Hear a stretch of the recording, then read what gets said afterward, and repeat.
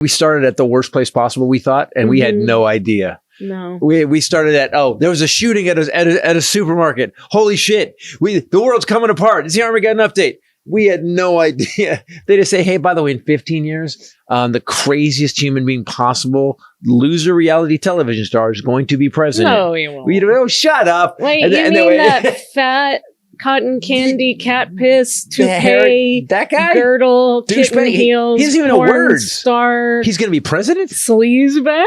The one that we roasted on Comedy Central? No, come on. That's so dumb. The guy that's gone bankrupt 6 times is going to be president. If you'd have told us 15 years ago, and by the way, Rudy Giuliani is going to not be a hero. He's going to be totally lose every shred of dignity he has. And we're going to have him in a movie where he's basically about to get ready to go after a girl he thinks is 15 years old or 18 years old. Remember, 17 years old. Remember the reporter in the Sacha Baron Cohen movie, the Bruno movie? Oh God! Don't you remember that?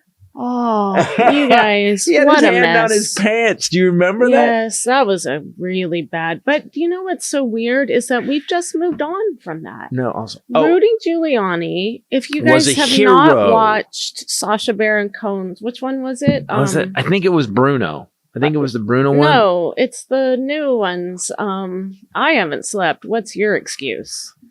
I have no RAM. I'm still running Windows 94. What's Windows 94? Exactly. So it was the movies where he's, you guys know, you're all screaming at Borat. I cannot think of that movie, name. That's right. It was in the Borat subsequent movie film. Yes. So he believes this actress It's in like 16 or 17. the movie, she plays his daughter. I thought she was like 15 or something. Yeah, either way, she's a minor as far as he knows. And he goes into the adjoining room and the hotel, tells her to come in there. When she walks in, he's lying flat on the bed with his hands down his pants. Yeah. And apparently Sacha Baron Cohen stopped filming because she was in danger. And by the way, so that'd be the worst possible thing that happened. Past that, though. However, what if Rudy Giuliani to actually do a press conference next to a dildo shop? What if if you said, again, 15 years ago, if you just said, oh man, that did happen. Come on, wait, Rudy Giuliani, America's mayor, the guy who took New York through 9/11, is going to do a press conference at a dildo shop because he thought he thought that the Four Seasons landscaping place was the Four Seasons Hotel.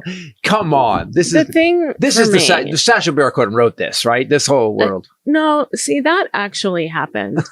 And I will say that there have been moments throughout this whole shit show that have carried me through comedically, and that was one of them. Oh man. The man had his people, or he booked we're going to do a press conference. We're doing a press conference the regarding this. The election was stolen. We're going to do it at the Four Seasons. So he said, guys, get on that. Books it. Get the staff on that. At the maybe it was like somebody who was a resistor. Yeah. Booked him to appear at the Four Seasons landscaping. Building, which was next door to a sex shop, a dildo shop. Place. My favorite part about that is that even when he got there and saw that he was in a parking lot, not inside a nice Four Seasons, next to a dildo shop, you postpone it. He said, let's roll with it. You know what? We're here. There's dildos. Let's go. Maybe we should just do today's podcast about all the levity. I think we should. That's what that's our 15th anniversary. Just, This was not long after he had farted on a hot mic. In court. In a court where Jenna Ellis was like, he's like, and he goes, and she gave it away. Listen, if I fart next to you and we're in public, you're just going to do this. You're not going to look at me. You're going to later. I'm going to hear about it in the car. I'm going to hear about it in the car. I would have trouble not laughing. However, probably. Jenna Ellis goes like this. She gives it away totally. She did the head turn. I also have occasionally, if it weren't so terrifying for our democracy preservation, Donald Trump just randomly going seepy seep, nine during he did it again. Press conferences that he booked that are only, bro, you gotta half an stay, 20, 30 minutes at worst.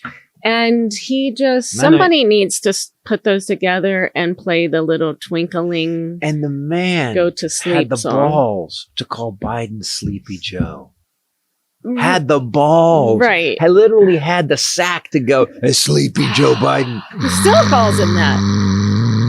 Didn't he put that on his plaque in the White House? Oh he my still God. calls the him that. thing. Sleepy If you'd Joe. have told me 15 years ago, by the way, we're going to have a president so bad, he's going to take all the presidential portraits and put plaques under them that describes all the presidents as not as good as him.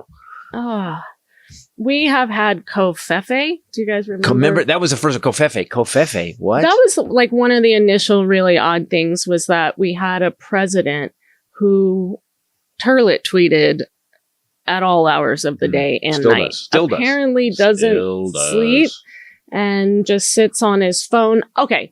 Actually, rewind that just a little bit. Do you remember when it was not allowed for presidents to have, and they wouldn't want to anyway, because it was such a security threat, to have a personal phone that not only is hooked to the internet and 100% hackable, but also they are doing private negotiations and business on that phone. They're also Signal. tweeting public policy. Remember when he tweeted out? Do you remember when he tweeted out, trans people, I'm taking trans people out of the military? Dude, that's how we found out. That's a congressional, what the fuck are you doing? So, but let's go back. Can we go back to the happier days? So we started this in 2011? Well, yes. So January 2011. Go through 2011. Obama was I'm president. just looking up iconic and viral moments of Trump because we do talk a lot about the bad stuff because and be very clear, the democracy is burning down. And guys, I have to be honest with you. Like Ray and I are here today on our 15th anniversary special, and this is because I honestly don't. I'm tired. I don't want to talk about this stuff anymore. We watched. It was last week. Alex Preddy died. They pumped 10 bullets into him. That was the Armageddon. I'm not laughing at that. That was that was an awkward timing. Very timing. I read one of the funny things about Trump. I say the worst thing possible. And then I heard what you said. Okay, let me just rewind that. No, we're not cutting it. All right. Here's the thing, guys. Another thing is we have a lot of things have been edited, apparently. And we used to say to you guys, we don't edit, we roll straight through. Our embarrassment is ours. Yes, we own our words. This is a podcast about free speech, so we're not going to censor each other.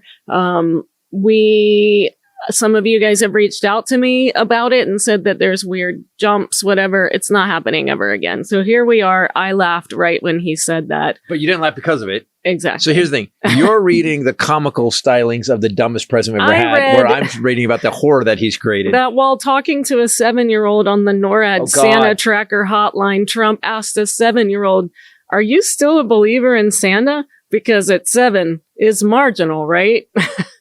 That's what I read right when you said this. Holy shit. Biden would have been like, not only do I know Santa, I know Santa. Santa comes to Camp David once in a while. Biden would have done a whole narrative about Santa.